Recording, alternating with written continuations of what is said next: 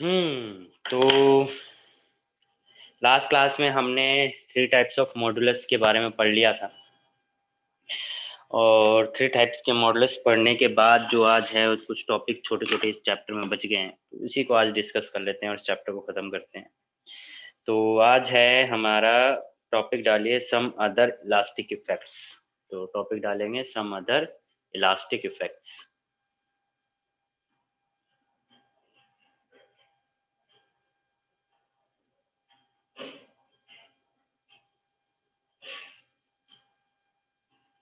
Some other elastic effects.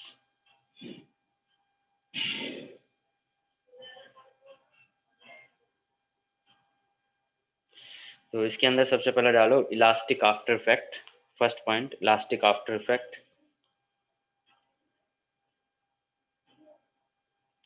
Elastic after effect. The delay in regaining the original state by a body on the removal of the deforming force. On the removal of deforming force is called elastic after effect. The delay in regaining the original state by a body on the removal of the deforming force is called elastic after effect. That means कि अगर कोई body पे आप deforming force लगाते हो, उसको stretch करते हो या उसकी बॉडी में चेंज लेके आते हो शेप में, तो अगर जैसे ही आप डिफॉर्मिंग फोर्स को हटाते हो तो बॉडी जो है वो अपनी ओरिजिनल साइज को रिगेन करने में काफ़ी डिले कर रही है, मतलब टाइम लगा रही है। तो ये जो डिले आ रहा है इसको हम बोलते हैं इलास्टिक आफ्टर इफेक्ट। ठीक है, इलास्टिक के बाद का इफेक्ट है, तो इसे हम कह देते हैं इलास्टिक। ये कुछ बॉडीज में ही होती हैं, ऐसा नहीं है कि हम बार बार यूज कर रहे हैं तो इस वजह से हो गया, बट कुछ बॉडीज में ओरिजिनली ऐसा होता है, तो हम उसको इलास्टिक आफ्टर इफेक्ट कहते हैं।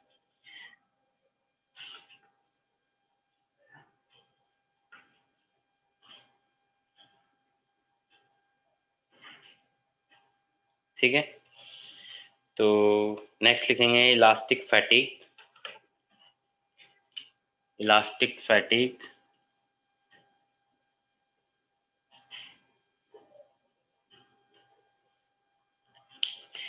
इलास्टिक फैटिग क्या है? बेसिकली जिस तरीके से अगर आपको एक रनिंग के लिए बोला जाए, आप 2 पॉइंट्स हैं ए और बी के बीच में, आप ए से बी गए, बी से वापस ए आए, ए से बी गए, बी से वापस ए आए, तो आप जब इसको बार-बार कवर कर रहे हो तो एक टाइम के बाद आप थक जाओगे, फिर कहोगे, फिर आपकी स्पीड स्लो होती जाएगी।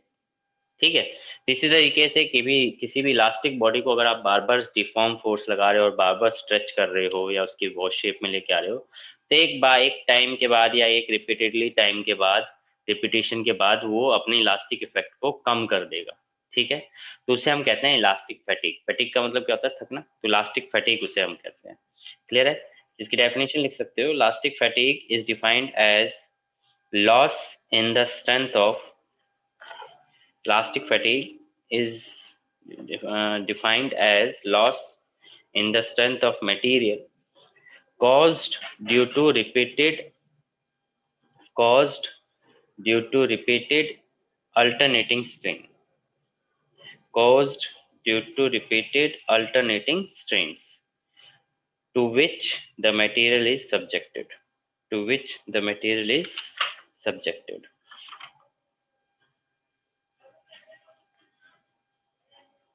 ठीक है, नेक्स्ट है इलास्टिक हिस्टेरिसिस। इलास्टिक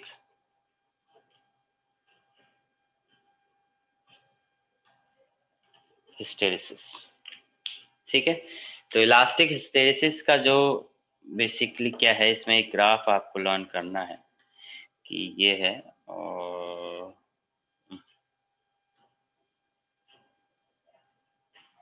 इस तरीके से कर लो।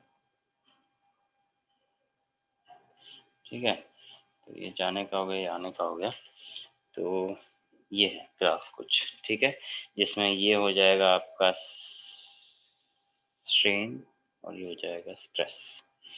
ठीक है, तो इसमें क्या है कि ये एक जो लूप है इसको हम कहते हैं हिस्टेरिसिस लूप कह लो या इलास्टिक हिस्टेरिसिस है। कहने का मतलब है कि अगर किसी बॉडी को आप स्ट्रेच कर रहे हो, उस पर फोर्स लगा रहे हो, तो जो कॉन्फ़िगरेशन से चेंजेस उसमें आए थे और जैसे ही आप उस फोर्स को रिमूव करते हो, डिफॉर्मिंग फोर्स को हटाते हो, तो बॉडी अपनी ओरिजिनल साइज और शेप को रिगेन करता है।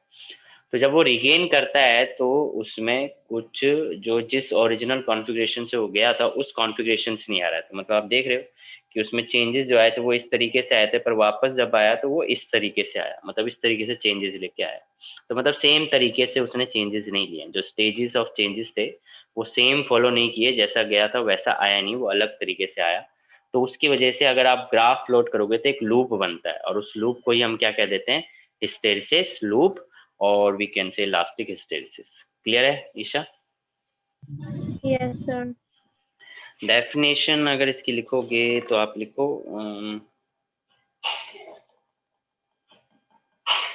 The fact that the stress strain curve, the fact that the stress strain curve is not retraced is not retraced is not retraced on reversing the strain is known as elastic hysteresis, is known as elastic hysteresis.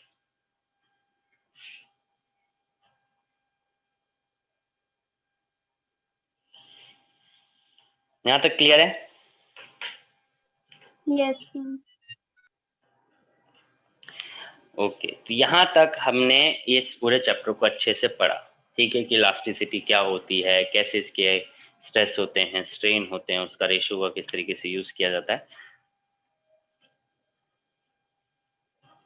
हम करते हैं। ठीक है, तो यहाँ पे अब जो बात है कि जो हमने पढ़ा उसका यूज कैसे होता है, यानी इलास्टिसिटी का यूज कैसे कैसे है, एप्लीकेशन क्या है। तो सबसे पहला चीज है कि any metallic part of machinery is never subjected to a stress beyond the elastic limit. ठीक है, कि कोई भी मशीनरी पार्ट जो होता है, जो मेटेलिक पार्ट होता है, उसको कभी भी हम स्ट्रेस लिमिट यानी इलास्टिक लिमिट के बियॉन्ड कभी भी सब्जेक्ट नहीं करते। बियॉन्ड सब्जेक्ट मतलब लेट्स से कि एक मशीन है, जेसीबी मशीन है, या वेट लिफ्ट मशीन है, तो उसकी लिमिट है कि ये 50 केजी वेट को ही पुल कर सकता है, लिफ्ट कर सकता है। तो आप 50 केजी पुल उससे लिफ्ट करवाएंगे। अगर आपने 52 केजी या 53 केजी उससे लिफ्ट करवाया तो वो मशीन का पार्ट ब्रेक डाउन हो सकता है, फ्रैक्चर हो सकता है, टूट सकता है, बहुत चीज़ें हैं। ठीक है, तो हम कभी भी किसी भी मशीनरी पार्ट का जो मेटेलिक पार्ट होता है उसको कभी भी इलास्टिक लिमिट के बियॉन्ड कभी भी सब्जेक्ट नहीं करते। क्लियर है बात ये? Yes sir. एक स्टार पॉइंट डाल के लिख लो कि any metallic part of machinery is never subjected, any metallic part of a machinery is never subjected to a stress beyond the elastic limit, to a stress beyond the elastic limit.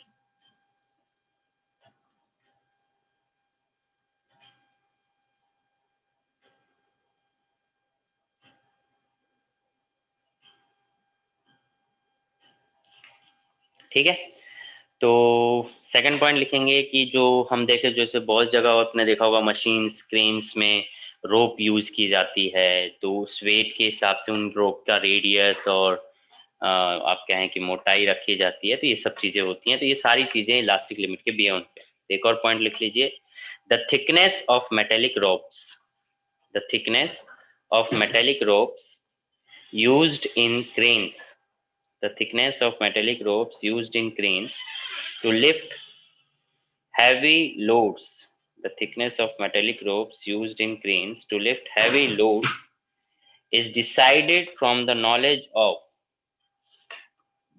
is decided from the knowledge of, is decided from the knowledge of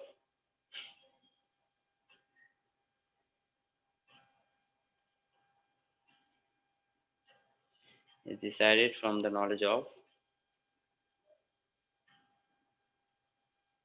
the elastic limit of the material, of the material, and the factor of safety, and the factor of safety.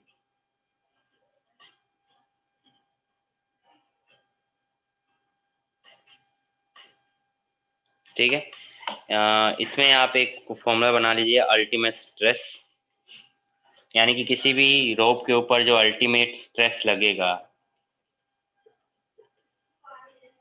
वो force upon में area लगेगा, और यहाँ पे जो force होगा वो mg के बराबर होगा और एरिया जो होगा वो पाई आर स्क्वायर के बराबर होगा। अगर आपको अल्टीमेट स्ट्रेस दे रखा है, मास दे रखा है, तो आप रोप का रेडियस निकाल सकते हो।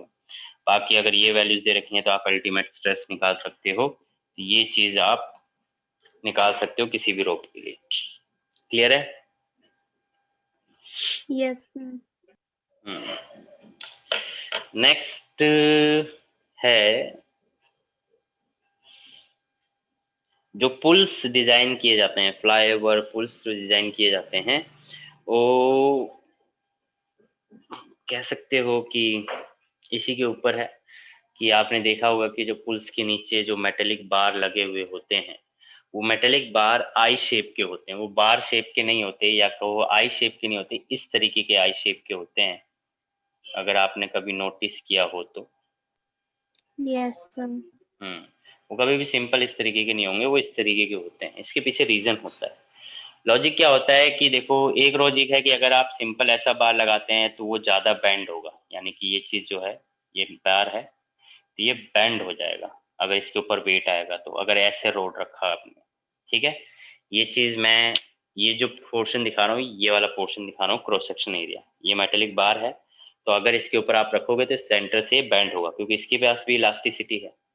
ठीक है, तो अब इस इलास्टिसिटी यानी ये जो बेंडेशन है, इसको कम करने के लिए क्या किया जाता है? इसको कम करने के लिए क्या होगा कि अगर आप चौड़ाई को इंक्रीज करते हो, ठीक है, यानी कि ये ऐसे करते हो, तब थोड़ा बेंडेशन कम होता है। ठीक है, बट इससे भी बहुत ज़्यादा फर्क नहीं पड़ता है। तो तीसरा चीज़ क्या होता है कि आपको चौड़ाई भी बढ़ानी है और लंबाई, यानी कि इस तरीके से भी करना है। अब इस तरीके से करोगे तो ये जो चीज़ है ये ऐसे होने के चांसेस है ना, ये इस तरीके से बैंड हो सकता है। क्लियर बात? तो Yes, sir. ये भी हो और ये भी हो, दोनों का कंबाइन करके ये बना दिया गया है ताकि ऐसा बैंड ना हो, और चौड़ाई की चौड़ाई और लेंथ यानी डेप्थ की डेप्थ दोनों बनी हो, जिसके बेस पे जो बेंडेशन है, ये जो बेंडेशन है ये कम हो जाए। ठीक है, तो इस तरीके से आई शेप के बार रखे जाते हैं। तो लिखिए, the knowledge of elasticity is applied the knowledge of elasticity is applied in designing the bridge such that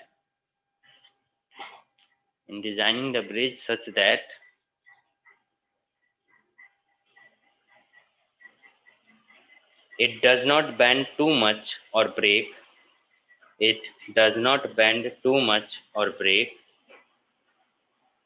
under the load of traffic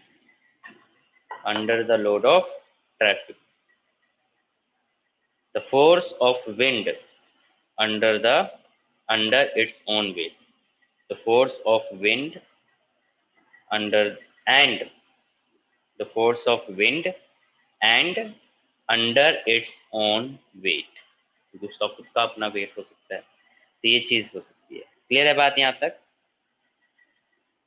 Yes, sir. और भी चीजें हैं, जैसे maximum height of mountain on earth depends on the share models of rock, hollow shaft stronger than a solid shaft made of equal quantity of same material। ठीक है, तो hollow shaft कहने का मतलब है कि एक होलो पाइप, शाफ्ट मतलब समझ रहे हैं, पाइप, तो होलो पाइप जो है वो सॉलिड पाइप से ज़्यादा स्ट्रॉन्ग होती है। कहने का मतलब है कि अगर ये जो पाइप होती हैं, ये पाइप अगर होलो हो और एक होगा जो पूरा सॉलिड है, ठीक है, तो जो होलो पाइप होती है वो ज़्यादा स्ट्रॉन्ग होती है कंपैरिजन टू सॉलिड पाइप। ठीक है, इसका अगर रीज़न देखें तो जो टॉर्क लगता है होलो टू सिलेंडर में, वो सर्टेन एंगल पे ग्रेटर हो जाता है, जिसकी वजह से पाइप पिचकती नहीं है। इसका ज़्यादा रीजन पे जाने की जरूरत नहीं है, जस्ट इतना ही है। इसमें अभी आप देखोगे, इसके लिए आप देखना कि ज़्यादातर जो फ्रेम्स बनते हैं, फ्रेम किसके, जैसे कि मेटेलिक कोई भी मशीनरी पार्ट है उसके जो फ्रेम्स बनते हैं वो होलो होते हैं। जैसे कि अगर बाइक का फ्रेम है, कार का फ्रेम है, तो जब फ्रेम डिजाइन किया जाता है तो उसमें होलो पाइप यूज की जाती है, ना कि सॉलिड पाइप।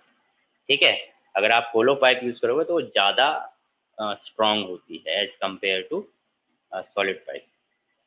क्लियर है? Yes, sir. ये चीज़ हो गया। अच्छा, अभी कुछ फॉर्मूलेज हैं वो देख लेते हैं। Okay, elastic potential energy of stretched wire. Stretch wire के अंदर जो इलास्टिक पोटेंशियल एनर्जी होगी वो कितना होगा वो देख लेते हैं।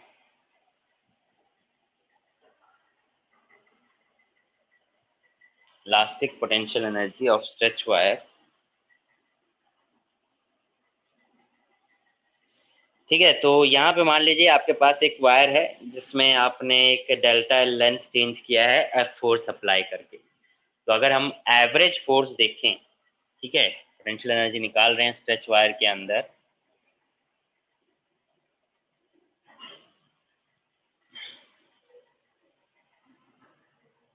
एवरेज फोर्स अगर मैं बात करता हूं तो एवरेज इंटरनल फोर्स कह सकते हैं। एवरेज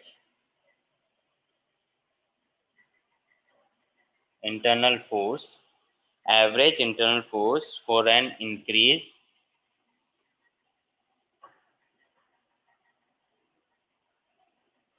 इन लेंथ, यानी कि delta L. Delta L increase करने में जितना आपको फोर्स लग रहा है, एवरेज फोर्स, वो कितना है, 0 प्लस एफ अपॉन में 2, यानी कि एवरेज निकाल रहे हो तो पहले उसके ऊपर फोर्स एफ लग रहा था, ठीक है, अभी क्या लग रहा है, 0 लग रहा है। एक मिनट रुको।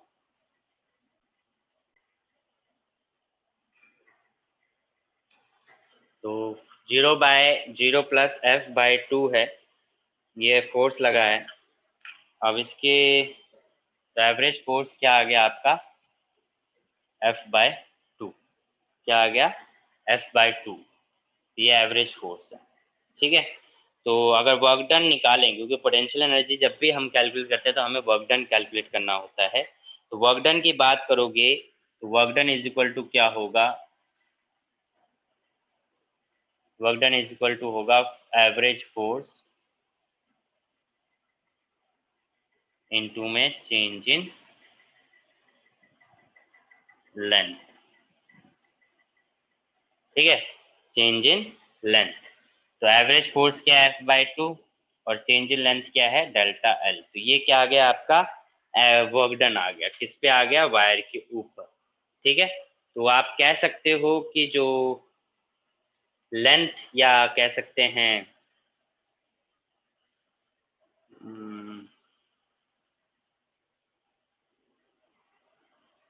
जो पोटेंशियल एनर्जी है ये क्या है, वर्क डन आया। सो अकॉर्डिंग टू डेफिनेशन, जो पोटेंशियल एनर्जी है वो वर्क डन के बराबर होती है, यानी half into F into change in length. ठीक है, तो जो फोर्स लगाया गया है स्ट्रेचिंग करने के लिए और उसमें जो इंक्रीज इन लेंथ है वो क्या है, फोर्स इंटू लेंथ, यानी कि चेंज इन लेंथ आ गया। अब हम क्या कर सकते हैं, dividing and multiply by area into length. Area into length से डिवाइड और मल्टीप्लाई कर रहे हैं, तो 1/f इंटू डेल्टा एल, तो ए बाय एल इंटू में ए एल। क्लियर है बात इतनी? ठीक है, सर हमने हाफ क्यों लिया? हाफ यहाँ पे एवरेज फोर्स निकाला है, मतलब मान लो कि पहले जो लेंथ थी वायर की, वो जो एल थी उस टाइम पे फोर्स 0 लग रहा था, हमने उसके ऊपर फोर्स एफ लगाया तो उसकी लेंथ में इंक्रीज आ गया डेल्टा एल, तो एवरेज फोर्स क्या आया, 0 plus by F by 2, average निकालोगे। Okay sir. इसलिए एफ बाई 2 आया। तो अभी एरिया इंटू लेंथ से हमने डिवाइड किया, जिसमें फोर्स अपॉन में area delta L by L into में एल रख दिया, तो अगर आप देखो तो हमारा पोटेंशियल एनर्जी का नया फॉर्मूला क्या बन गया, half into force by area. Force by area क्या होता है, stress, into delta L by L क्या होता है, स्ट्रेन, और इंटू एरिया इंटू लेंथ क्या होता है, वॉल्यूम। ठीक है, तो ये आपके पास एक पोटेंशियल एनर्जी का फॉर्मूला बन गया। पोटेंशियल अपॉन में volume is equal to half stress strain, है ना। ये क्या हो Yes, जाएगा, sir. स्मॉल यू, ये कैपिटल यू है, ये small u, that is potential energy per unit volume. आप इसको लिख सकते हो half into stress into strain. ठीक है, potential energy per unit volume, इधर नहीं लिखता और फिर गड़बड़ हो जाएगा। इसको लिख लेना यहाँ पे, potential energy per unit volume. Clear है बात। Yes, sir. उसके बाद अगर हम देखें तो ये तो आ गया आपका पोटेंशियल पर यूनिट वॉल्यूम। अब अगर स्ट्रेस की बात करें, एज यंग्स मॉडल्स होता है स्ट्रेस अपॉन में स्ट्रेन। तो यहां से अगर मैं स्ट्रेस निकालना चाहूंगा तो वो क्या होगा, यंग्स मॉडल्स इनटू में स्ट्रेन। तो पुट करूंगा तो u small u is equal to half into में क्या आ जाएगा, यंग्स मॉडल्स इनटू में आ जाएगा स्ट्रेन का स्क्वायर। एक फॉर्मूला ये भी बन गया, एक फॉर्मूला ये बन गया, एक फॉर्मूला ये बन गया। ठीक है, क्लियर है। Yes, sir. हाँ, तो इस तरीके से ये पोटेंशियल एनर्जी के फॉर्मूले बन गए, potential energy per unit volume के। नोट कर लो। Done, sir. दिख रहा है, क्लियरली दिख रहा है। Yes, sir. वैसे वाइट वाइट सा लग रहा है मेरे को ही लगता है। चलो, तो ये तो हो गया। एक लास्ट टॉपिक रह गया इसका, वो कर लेते हैं, पॉइजन रेशो। पॉइजन रेशो वैसे सिलेबस में नहीं है, बट आपके टीचर करा सकते हैं, मुझे पता है पॉइजन रेशो के बारे में। ठीक है, Yes, sir. तो पॉइजन रेशो कर लेते हैं। पॉइजन रेशो में क्या है कि दो तरीके के स्ट्रेन का रेशियो है, एक लेटरल स्ट्रेन, एक लॉन्गिट्यूडनल स्ट्रेन। ठीक है, लेट से कि जो पॉइजन रेशो है, पॉइजन रेशो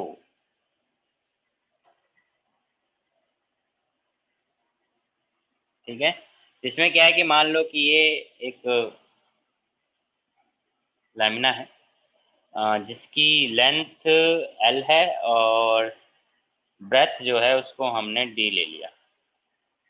ठीक है, अब इसके ऊपर क्या लगाया आपने, फोर्स लगाया नीचे की तरफ, जिसकी वजह से स्ट्रेच होगी। तो जब स्ट्रेच होगी तो ऐसा तो है नहीं कि सिर्फ लेंथ इंक्रीज होगी, इसकी जो ब्रेथ है वो भी क्या हो जाएगी, डिक्रीज हो जाएगी। कुछ इस तरीके से ये इंक्रीज होगी,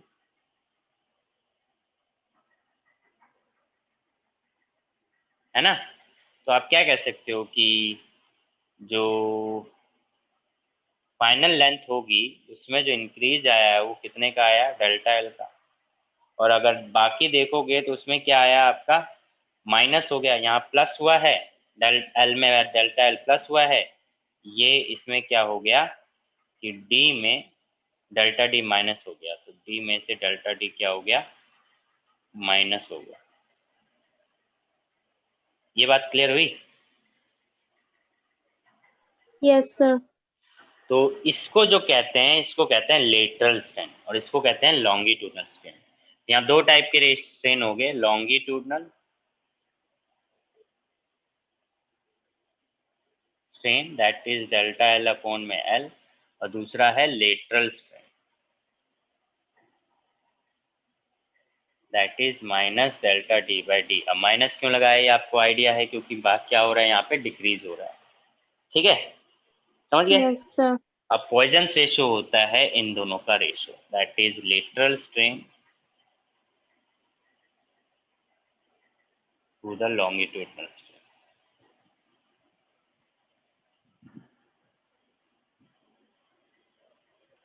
that is minus delta D by D upon में डेल्टा एल अपॉन में L minus delta D upon में डेल्टा एल एल अपॉन में डी। इसको इस तरीके से लिख लो, L delta D D delta L coefficient unitless quantity, क्योंकि पूरी यूनिट है इसमें, पूरी लेंथ है तो यूनिटलेस क्वांटिटी हो जाएगी। और इसी के साथ आपका चैप्टर होता है समाप्त। बस इतना ही था ये बस इतना ही था, इसमें ये इतना ही है। एज आई आपने बताया था कि आपके पास एसएल है, तो इसके पीछे शॉर्ट आंसर और वेरी शॉर्ट आंसर क्वेश्चंस आप कर लोगे, उसको देख लोगे, ठीक है। Okay sir. और अभी हम एक दो न्यूमेरिकल कर लेते हैं क्लास खत्म करने से पहले, और उससे पहले जान लेते हैं कि इस चैप्टर से कोई डाउट आपको। नो सर, अभी तो नहीं। अभी नहीं? बाकी क्वेश्चन पढ़ूंगी पीछे के, फिर देखती हूँ। ओके, ठीक है। चलिए, तो ये तो हो गया।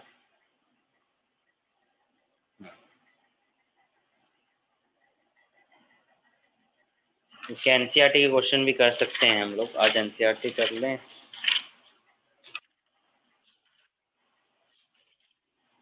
एनसीईआरटी भी बहुत कम होंगे आई गेस, हाँ बहुत कम ही क्वेश्चन है एनसीईआरटी के भी।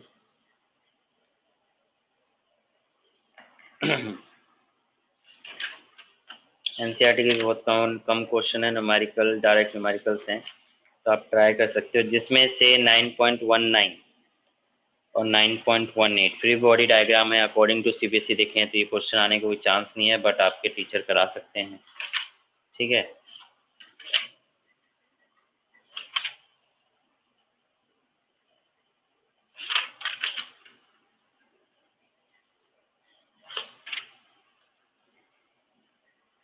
सर कल आप ग्रेविटेशन का टेस्ट लोगे ना? कल ग्रेविटेशन का टेस्ट है।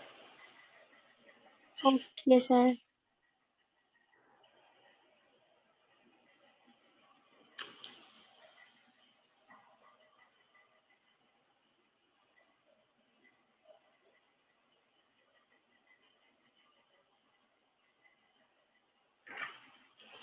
एक न्यूमेरिकल कर लेते हैं, दैट इज, हाँ, A steel wire of 4 meter is stretched through 2 millimeter। तो एक स्टील वायर है जिसकी लेंथ 4 मीटर दी हुई है, लेंथ लिख दो, L is equal to 4 metre through 2 millimetre, यानी कि डेल्टा एल दे दिया, डेल्टा एल कितना दे दिया, 2 millimetre. The cross sectional area of wire is 2 millimetre square, यानी कि क्रॉस सेक्शनल एरिया भी 2 मिलीमीटर वायर स्क्वायर है। If Young's modulus of steel, Young's modulus दे रखा है, y की वैल्यू दे रखी है 2 into 10⁻11 newton metre inverse square. Find the energy density of the wire. Energy density का मतलब क्या हो गया, एनर्जी डेंसिटी हो गया unit potential energy per unit volume. Energy density का मतलब हो गया, एनर्जी डेंसिटी का मतलब हो गया potential energy per unit volume, ये निकालना है, यानी कि स्मॉल यू निकालना है। The elastic potential energy stored in the wire, यानी कि कैपिटल यू निकालना है, तो यानी कि स्मॉल यू और कैपिटल यू दोनों निकालना है, निकल जाएगा। डेल्टा एल है, एल है, अगर आप देखो डेल्टा एल, एल आपका स्ट्रेन आ गया, यंग्स मॉडल्स दे रखा है, तो स्मॉल यू का फॉर्मूला हमने बनाया था क्या, देखो अभी बनाया था हमने, half into Young's modulus into strain का स्क्वायर बनाया था। Yes sir. Yes sir. तो उसमें हम फॉर्मूले में वैल्यू पुट कर देंगे, ठीक है। और सेकेंड पार्ट पूछ रहा है the elastic potential energy stored in the wire, तो यानी कि कैपिटल यू। अब कैपिटल यू क्या होता है, कैपिटल यू होता है स्मॉल यू इंटू में वॉल्यूम, क्योंकि स्मॉल यू कैसे आ रहा है, कैपिटल यू को वॉल्यूम से डिवाइड करो तभी तो स्मॉल यू आ रहा है। अब कैपिटल यू निकालना है तो क्या कर दोगे, स्मॉल यू इंटू में वॉल्यूम, ठीक है। तो ये निकाल चुके हो, वॉल्यूम से मल्टीप्लाई करना है, आपका आंसर आ जाएगा, हो जाएगा। ओके।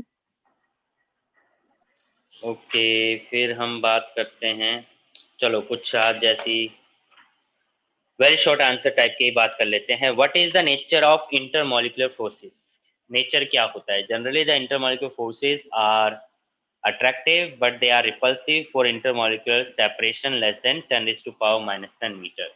यानी कि जो इंटरमोलिकुलर फोर्स होता है वो जनरली अट्रैक्टिव होता है, बट रिपल्सिव भी होता है कब? जब उनका रेंज बहुत कम हो जाए, यानी कि कितना हो जाए? 10 raise to power minus 10 metre, और उससे कम अगर रेंज हुआ तो अगर 10 raise to power minus 10 metre range किसका होता है? आई एटॉमिक रेंज आ जाता है। 10 raise to power minus 10 atomic range आ जाता है। 10 रेज टू माइनस 15 मीटर आपका न्यूक्लियस रेंज आ जाता है, एटॉमिक न्यूक्लियस। ठीक है, तो उस पॉइंट में थोड़ा रिपल्सिव फोर्स हो जाता है। What is the origin of inter atomic force? Origin क्या है इंटर एटॉमिक फोर्स का? Inter atomic force arises due to the electrostatic interaction between the nuclei of two atoms, their electron clouds, and between the nucleus of one atom and the electron cloud of the other atom। ठीक है, तो intermolecular forces कैसे बन रहा है? Intermolecular forces बन रहा है जो बॉडी के अंदर जो बिटवीन काफी सारे एटम्स हैं, जिसमें न्यूक्लियस है और इलेक्ट्रॉन क्लाउड है, न्यूक्लियस है, इलेक्ट्रॉन क्लाउड है। तो आप देख सकते हो कि ये जो इलेक्ट्रॉन क्लाउड है और ये भी इलेक्ट्रॉन क्लाउड है, तो एक दूसरे को क्या करेंगे? रिपेल करेंगे। बट ये जो न्यूक्लियस है, ये इस इलेक्ट्रॉन क्लाउड को और इसके इलेक्ट्रॉन क्लाउड को भी क्या करेगा? अट्रैक्ट करेगा। तो मतलब बेसिकली एक तरीके का अट्रैक्टिव और रिपल्सिव फोर्स दोनों ही लग रहे हैं, जिसमें अट्रैक्टिव फोर्स ज्यादा बन जा रहा है, रिपल्सिव फोर्स कम बन रहा है। ठीक है, ओके सर। इस तरीके से इंटर एटॉमिक फोर्स जनरेट होते हैं, ओरिजिन होते हैं। What is the origin of intermolecular force? Intermolecular force arises due to the electrostatic interaction between the opposite charged ends of molecular dipoles, जैसे कि H पॉजिटिव, क्लोरीन नेगेटिव, इस तरीके से। तो जो इंटरमोलिकुलर फोर्सेस जो होते हैं, मोलिकुलर फोर्सेस में डाइपोल के बेस पे होता है, एटॉमिक डाइपोल। ठीक है, और इंटर एटॉमिक जो होता है वो इलेक्ट्रॉन क्लाउड और न्यूक्लियस के बीच में होता है। ठीक है, okay sir. Are the intermolecular forces involved in the formation of liquids and solids different in nature? If yes, how? Obvious सी बात है, कोई भी लिक्विड और सॉलिड जो बन रहा है वो इंटरमोलिकुलर फोर्सेस के इन्वॉल्वमेंट से ही बन रहा है। तो क्यों, कैसे बन रहा है? The intermolecular forces involved in the formation of liquids are attractive in nature, while in the formation of solids the repulsive intermolecular forces are more important। ठीक है, कि लिक्विड में इंटरमोलिकुलर जो फोर्स है वो अट्रैक्टिव है, जबकि सॉलिड में थोड़ा सा इंटरमोलिकुलर फोर्सेस कहता है थोड़ा सा रिपल्सिव है। ठीक है, तो इस तरीके से बनता है, तो इतना ज़्यादा नहीं है। State the factors due to which three states of matter differ from each other. ऐसे फैक्टर्स बताओ जो आपस में डिफर करते हैं। थ्री स्टेट्स क्या हैं? द डिफ अच्छा, जो तीन स्टेट्स ऑफ मैटर हैं वो एक दूसरे पे किस फैक्टर से डिफर करते हैं? The different magnitude of inter atomic molecule और इंटर मॉलिकुलर फोर्सेस, यानी कि गैस, लिक्विड और सॉलिड में इंटर मॉलिकुलर फोर्सेस का जो मैग्नीट्यूड है या इंटर एटॉमिक फोर्सेस का जो मैग्नीट्यूड है वो क्या है? डिफरेंट है, इस फैक्टर पे डिपेंड करता है। दूसरा, the degree of random thermal motion of the atoms and the molecule. Substance के जो रैंडम, जैसे गैस के पार्टिकल्स ज़्यादा रैंडम मोशन करते हैं, लिक्विड के कम करते हैं और सॉलिड के उससे कम करते हैं। ठीक है, yes sir. Okay. What do you mean by long range order in crystalline structure? Crystalline structure में long range order से आप क्या समझते हैं? Long range order means the similar pattern of atoms or molecules repeat over a large distance in a crystal। Crystal में क्या हो रहा है कि similar pattern वो बार बार बना रहे हैं, तो इसलिए हम उसे क्या कह दे रहे हैं? long range of similar long range of order of crystalline। ऐसा लग रहा है केमिस्ट्री पढ़ रहे हैं हम, हमारे कॉलेज। Yes sir. चलो, जो अभी तक हमने पढ़ा उसके ऊपर कुछ ऐसा कुछ क्वेश्चन दे रखा है। Crystalline solids are called true solids. Why? This is because crystalline solids have well-defined, regularly repeated three-dimension arrangement of atoms or molecules। ठीक है, Yes, sir. What is a perfectly elastic body, बताया मैंने। What is a perfectly plastic body, ये भी बताया मैंने।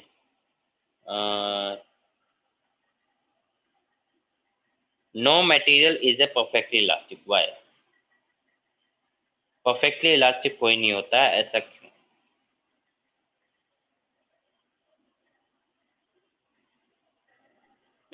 Sir क्योंकि कोई भी बॉडी जो है अपनी उस पे जब ओरिजिनल हम स्टेट कुछ को जब उसमें से हटाते हैं तो ओरिजिनल की ओरिजिनल स्टेट को पूरी तरह गेन या कंप्लीटली गेन नहीं कर पाता, उसमें कुछ ना सर। कुछ थोड़ा बहुत चेंज हो ही जाता है, ठीक है? इसीलिए कोई भी परफेक्टली इलास्टिक नहीं होता। When does a body acquire a permanent set? कोई बॉडी परमानेंट सेट कब एक्वायर कर लेती है? सर जब वो एक्सीड कर जाती है लिमिट से, जो इसकी लास्ट लिमिट होती है, ये तब डिफाइन उसे करना है। Permanent set. When yes it exceeds elastic limit, it acquires permanent set.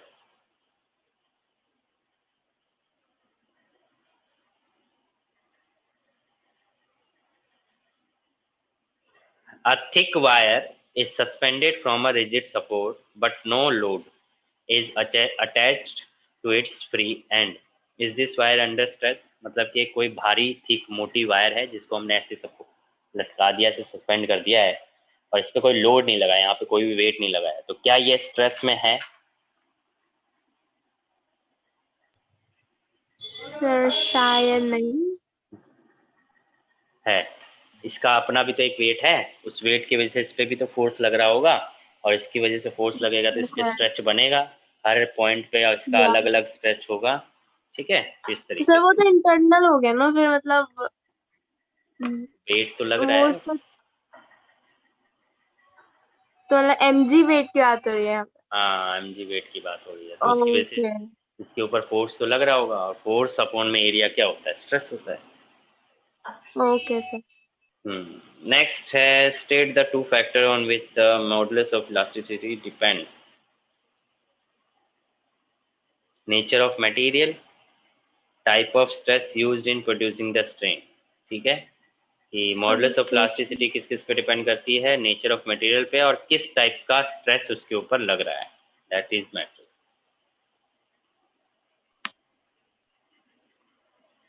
Is it possible to double the length of a metallic wire by applying a force over it? Sir ऐसे हम वैसे metallic wire है तो उसको ऐसे double length उसकी कर नहीं सकते। हम्म, अगर हम उसमें हीट वगैरह करके करेंगे तो हो सकता है, वैसे हम नहीं कर सकते फिजिकली। हाँ, वैसे नहीं कर सकते, बाय स्ट्रेचिंग इसने बोला ना, तो बाय स्ट्रेचिंग नहीं पॉसिबल है, क्योंकि हमने देखा जब हमने स्ट्रेस स्ट्रेन का पढ़ा तो मैक्सिमम से मैक्सिमम हम 30% स्ट्रेन कर पाए थे, उससे ज़्यादा नहीं कर पाए थे, ठीक है? सब तो इसी तरीके का क्वेश्चन है।